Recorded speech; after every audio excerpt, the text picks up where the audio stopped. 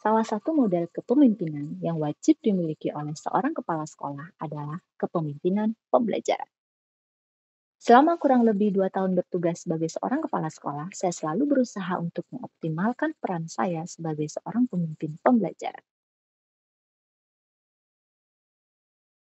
Salam dan bahagia. Perkenalkan, nama saya Desa Putus Tariani. Saya adalah Kepala SD Negeri 1 Seronggo, Gianyar, Bali.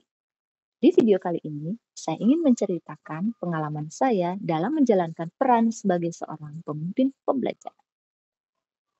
Di akhir tahun ajaran 2022-2023, saya mengajak para guru untuk melakukan refleksi terkait pembelajaran yang sudah berlangsung untuk mengetahui apa yang sudah baik dan apa yang perlu ditingkatkan pada tahun ajaran berikutnya. Dari sekian banyak temuan yang disampaikan oleh guru, ada satu hal yang menurut kami perlu mendapatkan penanganan yang lebih serius. Selama ini, guru telah melakukan berbagai upaya untuk meningkatkan kemampuan membaca anak, seperti membaca 15 menit sebelum pembelajaran, memberikan pembelajaran tambahan bagi anak yang kemampuan membacanya masih rendah, mengarahkan anak untuk membaca di pos baca saat jam istirahat, serta mewajibkan anak meminjam satu buku untuk 1 minggu. Semua upaya tersebut ternyata belum mampu memberikan hasil yang optimal. Kenyataannya, di setiap kelas masih ditemukan murid dengan kemampuan membaca yang rendah.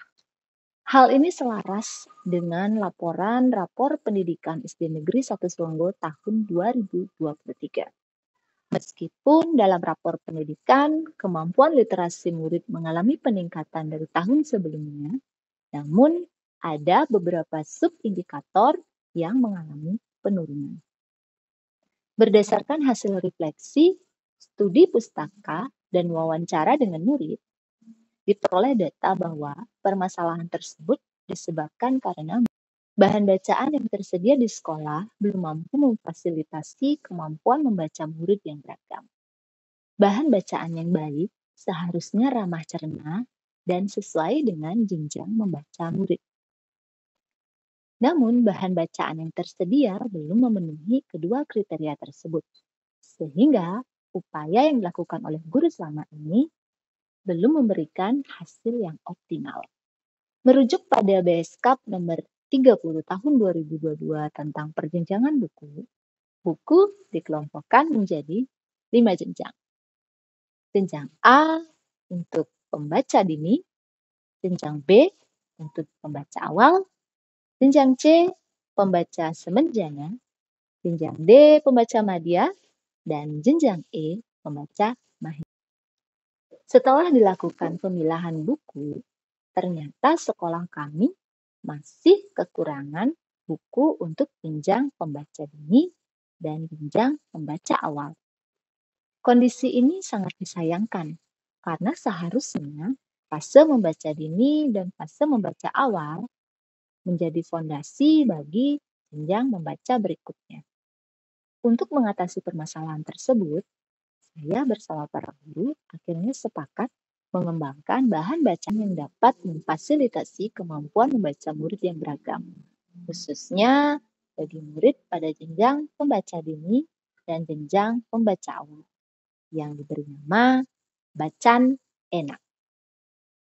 Bacaan Enak merupakan akronim dari Bahan Bacaan Edukatif dan Ramah Anak. Pengembangan bacaan enak dilakukan melalui 5 tahap yang kami sebut dengan 5P.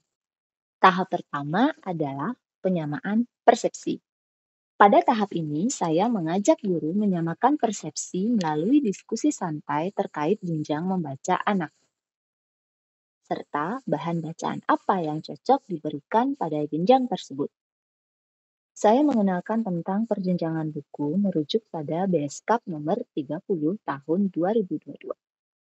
Dalam diskusi tersebut, saya juga memberikan pemahaman pada guru bahwa kemampuan membaca merupakan patokan dalam perjenjangan buku, bukan usia anak. Bisa saja anak dengan usia yang sama memiliki kemampuan membaca yang berbeda, sehingga kebutuhan terhadap bahan bacaannya juga berbeda.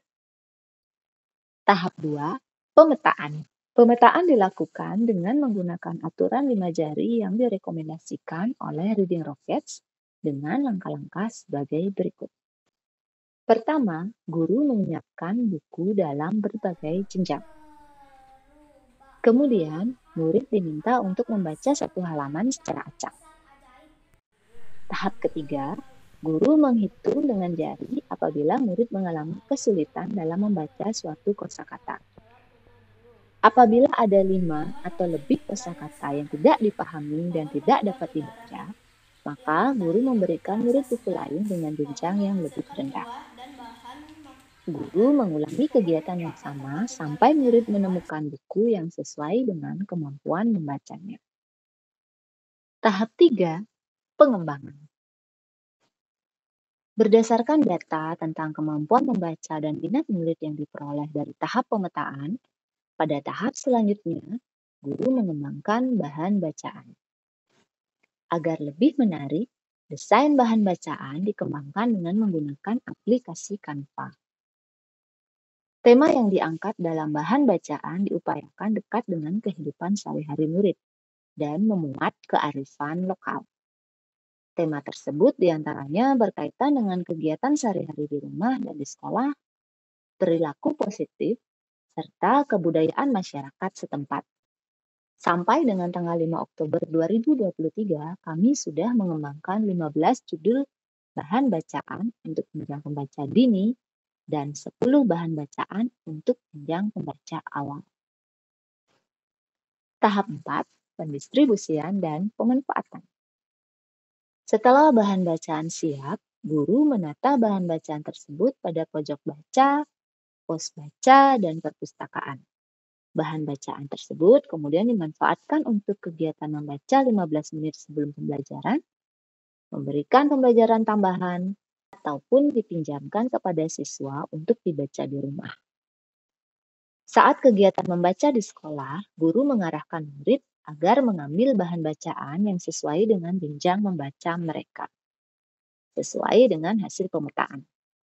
Untuk kegiatan membaca di rumah, guru berkoordinasi dengan orang tua atau wali murid agar meluangkan waktu untuk menemani anaknya saat membaca.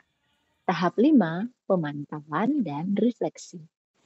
Setiap ada temuan yang berpotensi menjadi kendala, saya akan segera melakukan refleksi dan menindaklanjutinya bersama para guru. Dalam melakukan kelima tahap tersebut, tentunya ada kendala yang kami hadapi.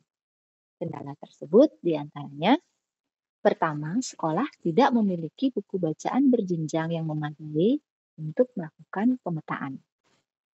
Kedua, sebagian guru belum mahir dalam menggunakan Canva untuk mendesain bahan bacaan. Untuk mengatasi kendala tersebut, yang kami lakukan diantaranya, keterbatasan buku bacaan berjenjang untuk pemetaan kami siasati dengan memanfaatkan buku bacaan digital yang terdapat dalam literacycloud.org. Yang kedua, untuk menyiasati kemampuan guru yang beragam dalam menggunakan aplikasi Canva, saya membentuk tim-tim yang terdiri atas guru dengan kemampuan yang heterogen.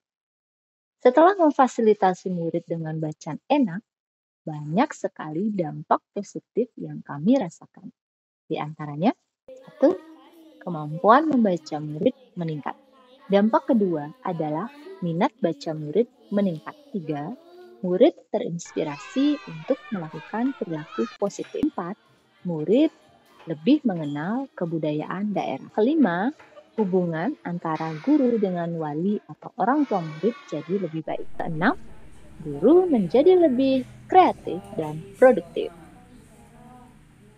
Demikianlah salah satu upaya saya dalam menjadi seorang pemimpin pembelajaran di sekolah. Semoga apa yang saya lakukan ini dapat bermanfaat dan dapat menginspirasi Bapak Ibu guru hebat di seluruh Indonesia. Salam dan bahagia.